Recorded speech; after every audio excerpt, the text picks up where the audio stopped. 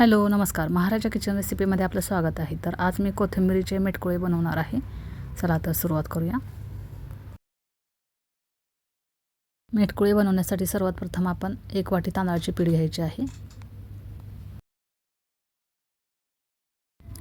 यानंतर बारीक चिरलेली कोथिंबीर 1 वाटी घ्यायची आहे। आलं, लसूण आणि मिरचीची पेस्ट घेतलेली आहे मी।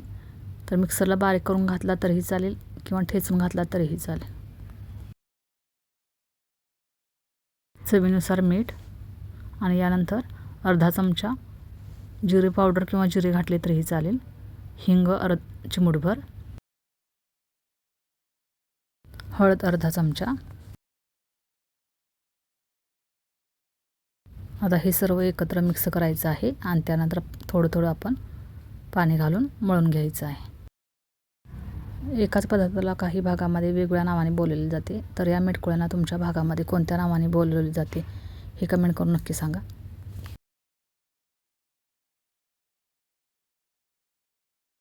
आता हे व्यवस्थित मळून घ्यायचं आहे। हे पहा, आपण व्यवस्थित मळून घेतलेले आहे। आता यानंतर याचे आपण मेटकुळे तयार करायचे आहेत।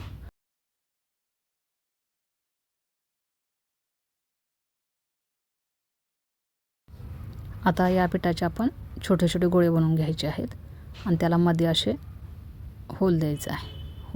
पूर्ण होल पाडायचं नाही, असं वाटीसारखा याचा आकार बनवून घ्यायचा आहे। हे पहा, असा आकार द्यायचा आहे याला।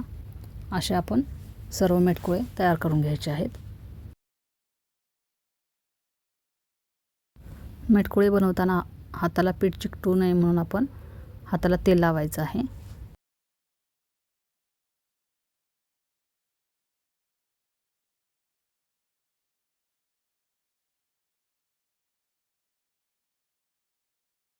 हे पहा, आपले मेटकुळे आता तयार झालेले आहेत।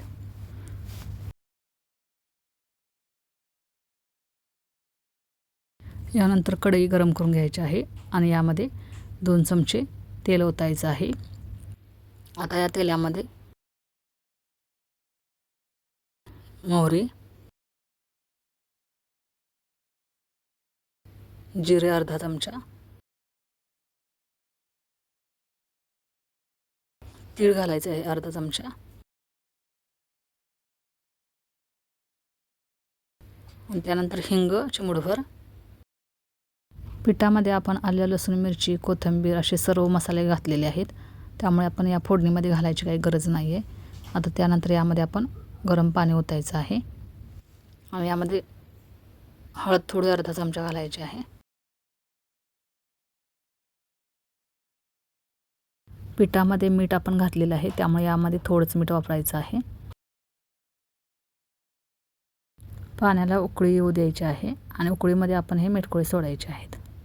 हे पहा, आता पाण्याला उकळी आलेली आहे। आता यामध्ये एक एक करून आपण हे मेटकुळे सोडायचे आहेत।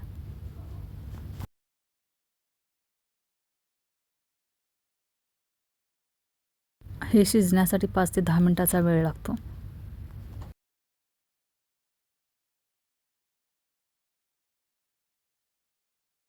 मेटकुळे आता पूर्ण सोडलेले आहेत। त्यानंतर याच्यावरती आपण झाकण ठेवायचं आहे आणि 5 ते 10 मिनिटासाठी ठेवायचे आहे।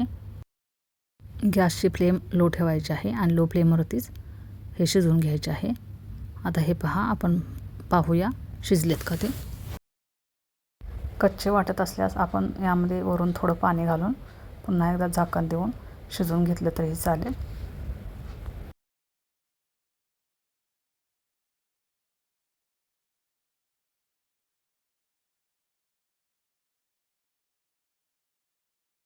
हे पहा, मेटकुळे आता तयार झालेले आहेत। याच्यावरती आता कोथिंबीर पसरवूया आणि आता याला सर्व करूया।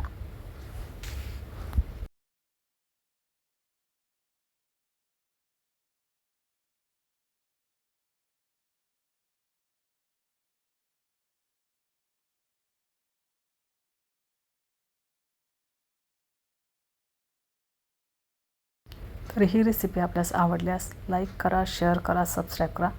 बाजूलाच असलेलं बेल आयकॉनचं बटन क्लिक करा, जेणेकरून माझ्या येणाऱ्या सर्व रेसिपी सर्वात प्रथम तुम्हाला पाहायला भेटतील। थँक्यू।